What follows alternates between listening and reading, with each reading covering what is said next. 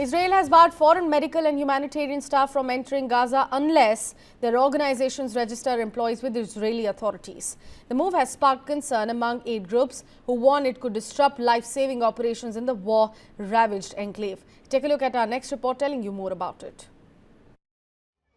Israel said on Thursday it had barred entry to Gaza of foreign medical and humanitarian staff from organizations that had not registered their employees with Israeli authorities.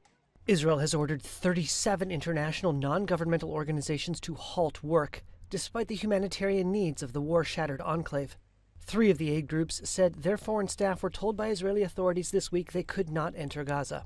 Israel's diaspora ministry, which manages the registration process, said the measures were meant to prevent diversions of aid by Palestinian armed groups and will not affect, quote, approximately 99% of overall humanitarian aid.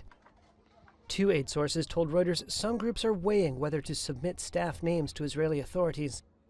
But NGOs say sharing staff details poses a risk, pointing to the hundreds of aid workers who were killed or injured during the 2-year Gaza war.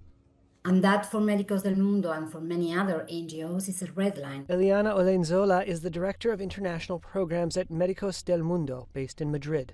We have the obligation to guarantee the security of our teams and, of course, to comply with the European data protection regulation. So in that case, we could not share this list. The diaspora ministry said that while the NGOs have been granted 60 days to conclude operations, quote, the entry of foreign personnel into Gaza is not approved.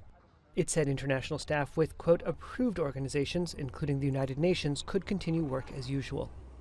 Israel's government said some 23 aid groups had agreed to the new registration rules, meaning humanitarian goods will continue to get into Gaza. Israel accuses Hamas and other armed groups of stealing aid meant for Palestinians in Gaza. Israel has shared little evidence of aid being diverted in the Palestinian enclave. Foreign aid staff had generally been permitted to rotate in and out of Gaza since the start of the war. This is a potential real problem. Anna Halford is a Gaza emergency coordinator at Médecins Sans Frontières in Deir el-Balah. How do we get stuff into Israel and across to Kerem Shalom if we're not allowed to be present in Israel? MSF bolsters 6 Gaza Health Ministry hospitals and runs 2 field hospitals. The Médicos del Mundo NGO screens Gaza residents for malnutrition and provides mental health services. The head of Gaza's Al-Shifa hospital told Reuters the banning of groups like MSF could affect hundreds of thousands of people.